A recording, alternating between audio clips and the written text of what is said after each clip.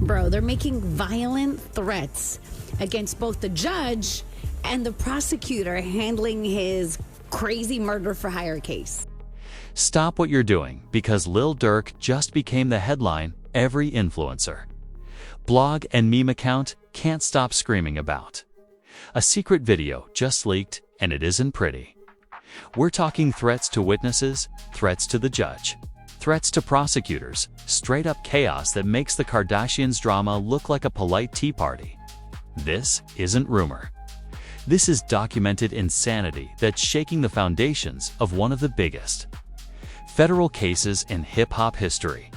For 7 months, federal prosecutors allegedly kept information hidden about calls threatening Judge Donahue and lead prosecutor Ian Yanni, while Durk's legal team fought blindfolded in the courtroom. People are losing their minds because the stakes aren't just legal, they're cultural, viral, and absolutely chaotic. The leaked footage, the messages, the alleged intimidation, it's all a masterclass in drama, suspense, and jaw-dropping power. Social media is dissecting every word, every glance, and every movement, turning this federal case into a full-blown reality show. Memes, wild theories, and conspiracy takes are running rampant. And the energy is nuclear. And if you think this is just another rap controversy, think again. This story has more twists, more suspense, and more jaw-dropping developments than a season finale on Netflix. Buckle up. You're about to witness Lil Durk exposed like never before. The moment the video dropped, the streets and the internet both went into chaos mode. Lil Durk, the voice of Chicago drill, wasn't just trending for music or beefs. He was trending because of threats to witnesses, threats to the judge, and a courtroom drama bigger than most Netflix true crime series combined. The video reportedly shows communications that could change the entire landscape of his federal case. And trust me, this isn't a he said, she said situation. This is documented, highly serious, and absolutely jaw-dropping to get the full picture. We have to rewind to early 2025. On February 22nd, U.S. Magistrate Judge Patricia Donahue checked her voicemail and found messages that could make anyone's blood run cold. These weren't regular angry messages from a disgruntled neighbor or a speeding ticket Karen. Nah. These were full-blown threats. Death threats. Threats about mass destruction. Threats targeting the judge personally and the courthouse staff, all while demanding the release of Lil Durk and his co-defendant, DeAndre "Dee Wilson. And the kicker: gunfire sounds could be heard in the background of some messages. The feds later claimed the calls came from Durk's circle, or what they dramatically called his vindictive gang. This wasn't a one-time thing. It was calculated, repeated, and intense. 2 months later, in April 2025, the lead prosecutor Ian Yanniello, the man meticulously building the RICO-style case, received his own threats. Suddenly, the courtroom wasn't just a legal battlefield. It was a live-action thriller. Everyone was on edge, knowing that these weren't coincidences. The pattern was deliberate. The threats were real. And the FBI's Joint Terrorism Task Force got involved, warning every federal judge in the Central District of California. They treated this like a national security issue because the danger was tangible, present, and immediate. Now, here's where it gets insane. The defense team didn't find out about any of this until October 1st, 2025. 7 months after the first threats. That's 7 months of crucial legal proceedings, bail hearings, and strategic decisions made in the dark, completely blind to the fact that the judge had been personally threatened. 7 months where Lil Durk's lawyers were literally fighting with one hand tied behind their back. The bail hearing on May 8, 2025, ended in a predictable denial. Judge Donahue ruled that Durk was too dangerous to be released, citing flight risk and the severity of the charges. Remember, we're talking a murder for hire conspiracy with victims, shooters, private jets, and premeditated plans. This was Mobile strategy. Durk's defense team, led by Drew Fendling, a legendary attorney with a track record of crushing impossible cases, immediately filed a legal nuke, a motion to dismiss the entire indictment or, alternatively, remove the judge and prosecutor from the case. The argument? 7 months of non-disclosure created an irreconcilable conflict of interest that fundamentally compromised the prosecution. Think about that for a second. How can a judge objectively assess danger when she's being personally threatened by people allegedly writing for Durk? How can the scales of justice balance when the courtroom is shadowed by intimidation? It's like asking someone to referee a pickup game while one team is sending texts saying, "We're coming for you." The defense called it an institutional cover-up, claiming it violated Durk's constitutional right to due process. But the federal prosecutors weren't about to roll over. They responded by requesting an anonymous jury, arguing that Lil Durk and his associates demonstrated a contempt for the judicial system. They painted a picture of ongoing intimidation of witnesses and courtroom staff, claiming that this behavior necessitated concealing the jurors' identities for safety. On the surface, it sounded reasonable. Protect the jury, protect the process. But here's the kicker. The prosecution kept the most critical threats hidden from the defense for 7 months. They were essentially saying, "We didn't tell you, but trust us, the jury must remain anonymous for safety." The contradiction? Obvious, glaring, and enough to make legal analysts slam their desks. Meanwhile, the case itself was a high-stakes federal nightmare. The charges stemmed from a murder-for-hire plot linked to the death of King Von and the shooting of Savia Robinson, a 24-year-old innocent bystander. The prosecution alleged that Durk orchestrated the logistics flights, hotels, guns, ski masks, and even used credit cards to cover it all. The level of organization, according to them, painted a chilling picture. Lil Durk as a mastermind operating like a drillera. Godfather. The defense countered with another jaw-dropping revelation. Some of the lyrics prosecutors initially tried to use as evidence were recorded 7 months before the actual shooting occurred. In other words, Durk's verses couldn't possibly reference events that hadn't happened yet. The judge eventually struck the lyrics from the indictment, but the narrative damage had already been done. Public perception shattered. Fans and outsiders alike were left questioning what was real, what was exaggerated, and what was pure legal theatrics. Drew Fendling, known for winning the unwinnable, methodically dismantled the prosecution piece by piece. He highlighted the 7-month non-disclosure as unconstitutional, emphasizing that every strategic decision by Durk's team was made without critical information about threats against court officials. He also challenged the anonymous jury request, arguing that it created undue prejudice by portraying Durk as inherently dangerous. Regardless of the actual evidence, the stakes were astronomical. Durk faced life in federal prison if convicted. 5 co-defendants faced similar fates, each entangled in the alleged conspiracy. The prosecution added new stalking charges, alleged additional violent acts, and argued that Durk's conduct in jail, using contraband devices, making unauthorized calls, demonstrated continued disregard for the law. The defense's job: prove that non-disclosure tainted the case and that circumstantial evidence, while present, wasn't enough to justify the extreme measures. And while the courtroom battle raged, the human element was impossible to ignore. Savia Robinson's mother filed a wrongful death lawsuit demanding accountability for her son's death. Durk's 6 children hadn't seen him except through prison glass. King Von's murder had set off a domino effect that ultimately escalated the case to unprecedented levels. The community impact, media frenzy, and viral coverage created a perfect storm of legal, social, and cultural tension. By the end of 2025, the case had evolved into more than just a legal fight. It had become a cultural touchstone, a discussion about how federal prosecutors handle high-profile hip-hop cases, and a referendum on due process, fairness, and the intersection of art, crime, and social media. The stakes were real, the consequences monumental, and the twists never-ending. And that's just the beginning. By the time the news hit social media, the chaos was astronomical. Fans weren't just reacting, they were performing forensic investigations in real time. Every clip, every leaked voicemail, every facial expression from Durk in court became evidence for the court of Twitter.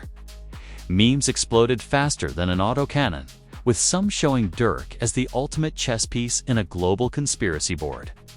Others labeled him mastermind of the streets while simultaneously mocking the absurdity of threatening court officials. The internet had officially turned into a high-stakes jury of billions.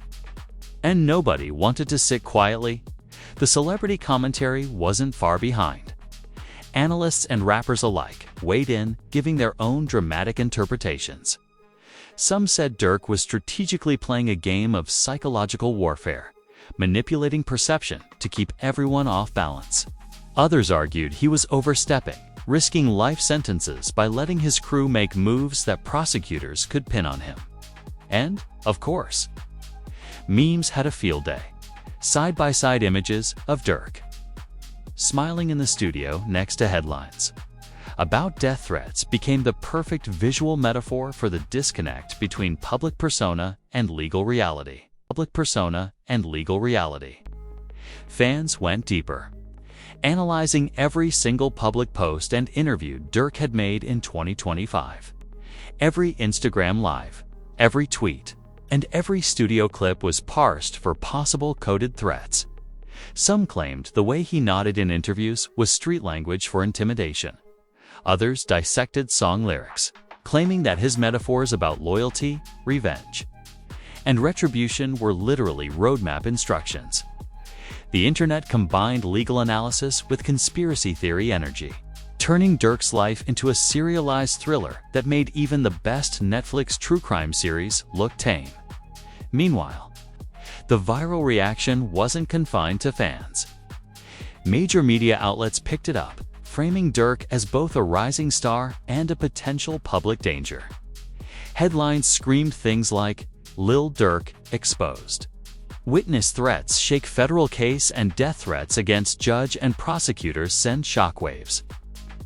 Through hip-hop community, legal analysts chimed in, debating whether this non-disclosure by prosecutors constituted misconduct severe enough to throw out the entire indictment.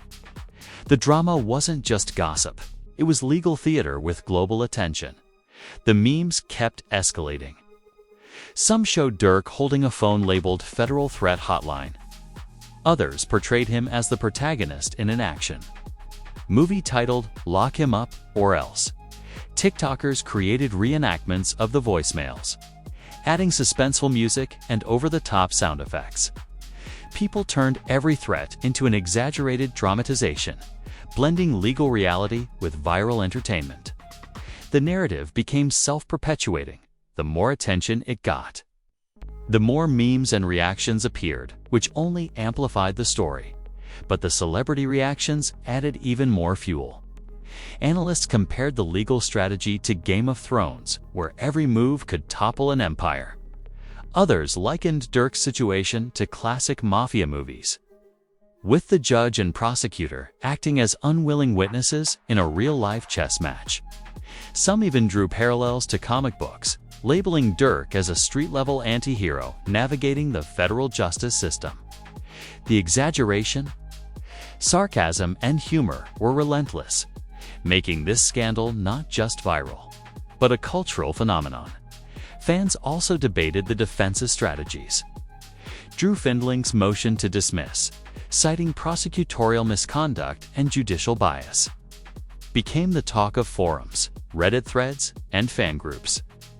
People dissected legal arguments with the intensity of detectives reviewing a cold case. Some predicted a rare victory for the defense, noting that withholding death threats for 7 months might undermine the entire prosecution. Others warned that even if the dismissal motion failed, Durk could leverage these claims on appeal. The stakes were monumental, and the drama kept unfolding in real time across platforms. Social media influencers amplified every twist. Some used humor, portraying Durk as a puppet master whose strings had been tangled by legal complications. Others leaned into the dark humor, joking about anonymous juries and death threats like it was a TV miniseries. Hashtags like #DurkDrama, #WitnessLeaks, and #LockdownChaos flooded Twitter and Instagram, trending for days. Every fan, analyst, and influencer wanted a piece of the story, a live-action commentary chain fueled by suspense, outrage, and viral energy. Even the music industry couldn't escape the storm. Fellow rappers weighed in, offering opinions on loyalty, responsibility, and the line between street credibility and criminal liability. Some defended Durk, citing his contributions to drill music and community programs. Others criticized him, arguing that the alleged threats undermined his public image and could permanently damage his legacy. Every comment, reaction, or post became evidence in the court of public opinion, feeding a cycle of viral obsession that blurred reality and drama. Meanwhile, the feds doubled down. They argued that the threats, both confirmed and alleged, justified keeping juror identities secret and maintaining strict monitoring during pretrial procedures. Prosecutors painted Durk and his associates as a dangerous, organized network capable of obstructing justice. Every claim they made was instantly dissected online, with memes comparing the courtroom to an action movie set, a spy thriller, and even a video game boss fight. The public frenzy made the case a national spectacle, and no one could turn away at the same time. Legal analysts highlighted the broader implications. Durk's case became emblematic of the trend in federal prosecutions against hip-hop artists, where lyrics, affiliations, and social media presence are scrutinized for criminal intent. Civil rights advocates argued that using rap lyrics and social media posts as evidence risks unfairly criminalizing artistic expression. Meanwhile, fans debated how these legal interpretations affected not just Durk, but the entire drill rap movement and hip-hop community. And let's not forget the human stakes. Savia Robinson's mother and family watched every development with grief, anger, and frustration. Durk's own children and community members felt the ripple effects of incarceration, media scrutiny, and viral obsession. Social media blurred the lines between public entertainment and private pain, creating a narrative where every post, every meme, and every viral clip mattered by this point. The story had escalated into a full-blown cultural event. The leaked video, the death threats, the prosecutorial non-disclosure, the anonymous jury debates, and the memes had merged into a continuous cycle of speculation, commentary, and outrage. Fans weren't just watching a case unfold. They were living it. Every news snippet or legal filing became instant content, and the drama kept snowballing. In short, the public frenzy surrounding Lil Durk's leaked threats, legal battles, and courtroom drama had transformed his case from a federal prosecution into a global media event. The viral nature of every development, paired with celebrity reactions and meme culture, ensured that nothing about this story stayed contained. The chaos wasn't just viral, it was legendary. And every single social media platform was complicit in amplifying the tension. And as the legal drama escalated, the internet collectively held its breath. Would the defense's motion to dismiss succeed? Could Durk leverage the prosecutorial non-disclosure for appeal? Would the anonymous jury request change the dynamics of the trial? One thing was certain: the story had just hit its second act, and the twists were far from over. The aftermath of the leaked video and threats sent shockwaves that no one saw coming. Lil Durk's image, once untouchable in drill rap circles, suddenly became a high-stakes balancing act between street credibility and federal scrutiny. Fans weren't just talking, they were dissecting his every move like forensic investigators. Every social media post, every interview, every song became a potential piece of evidence, a potential headline, or a potential meme waiting to happen. The cultural impact was instantaneous. Social media users ran wild with speculation, making side-by-side comparisons of Durk before and after the threats went public. Memes ranged from mastermind of the streets to juror protection hotline VIP, all exaggerating the absurdity while keeping the tension palpable. Even casual followers who didn't usually track drill rap were glued to the story. This was not just a legal battle, it was a spectacle, a reality show in real time, and Durk was the unwilling star. Celebrities jumped in with commentary.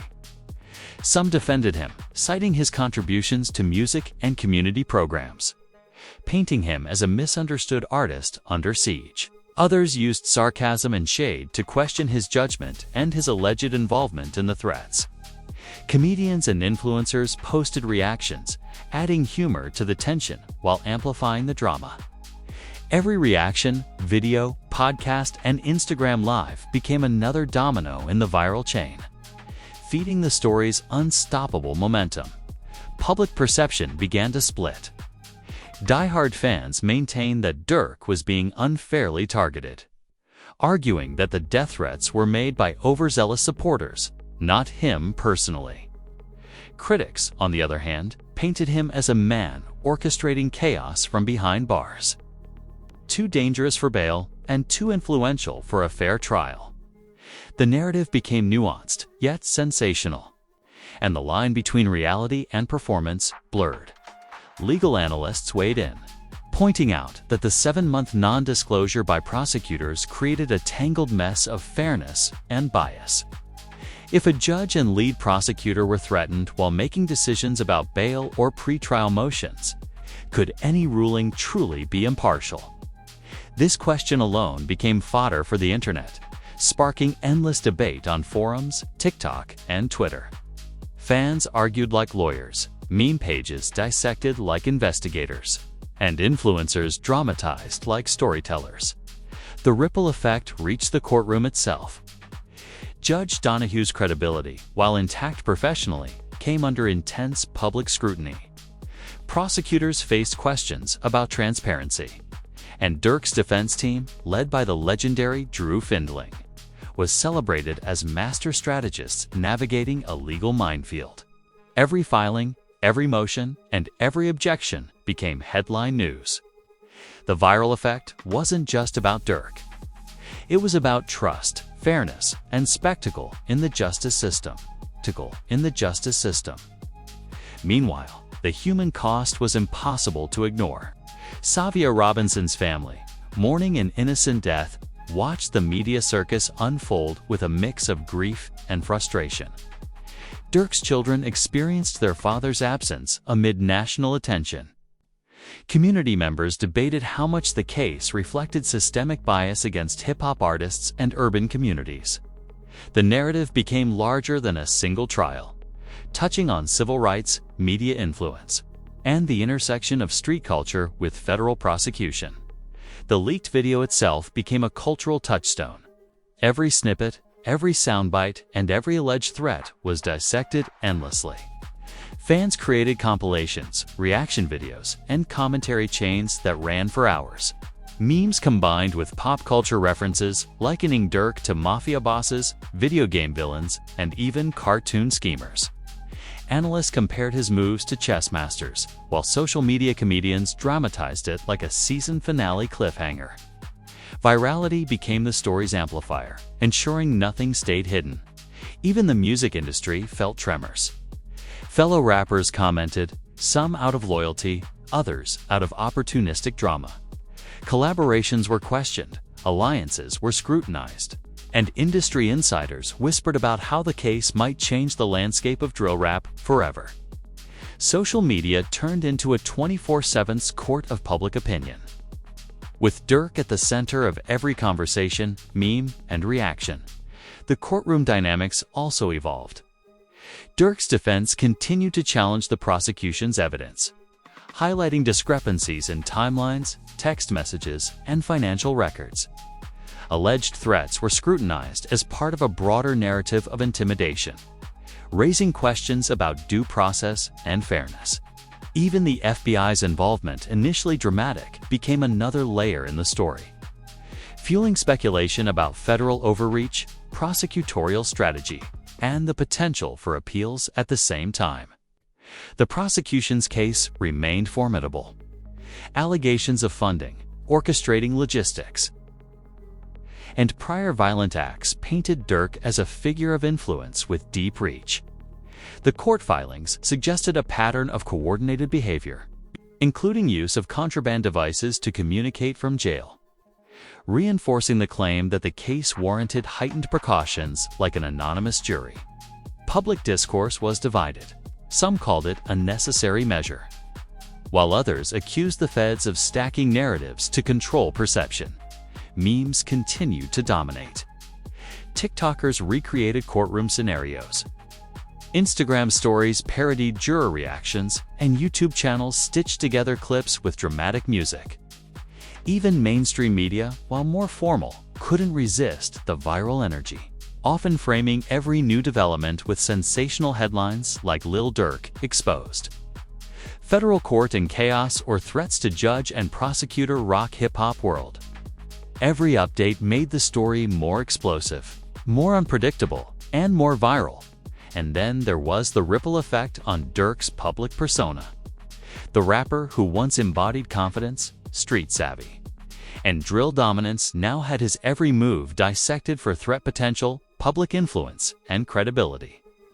Social media framed him alternately as a mastermind, a target, or a cautionary tale, transforming a legal case into a full-blown cultural phenomenon. The stakes weren't just legal. They were social, viral, and career-defining. The story also raised systemic questions. How should federal courts handle high-profile defendants with viral influence? How do prosecutors balance public safety and fair trial rights? How much does social media amplify pressure on jurors, witnesses, and officials? The answers weren't simple, and the public conversation kept evolving, mirroring courtroom strategy in real time. By the end of this chapter in the saga, it was clear that Lil Durk's case wasn't just about alleged threats or murder-for-hire conspiracies. It was about power, perception, and the intersection of street influence with federal authority. Every leaked message, viral clip, and reaction video contributed to a layered, chaotic narrative where legal proceedings and cultural spectacle were inseparable, and even as the defense pushed motions, the prosecution filed responses, and the public devoured every twist. One fact remained undeniable. This case had permanently altered how the world viewed Lil Durk, his music, his influence, and his legacy. Fans, media, and critics were glued to every move, knowing that the next twist could drop at any moment. The saga had entered a stage where legal strategy, media amplification, public opinion, and viral commentary collided, and no one knew where it would land. One thing was certain: in the world of federal prosecutions, high-profile hip-hop, and viral leaks, this story had only begun to redefine drama in real time.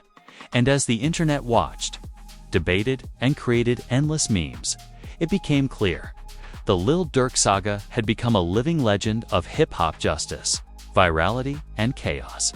And that, my people, is why Lil Durk's case isn't just legal drama. It's a full-blown cultural earthquake.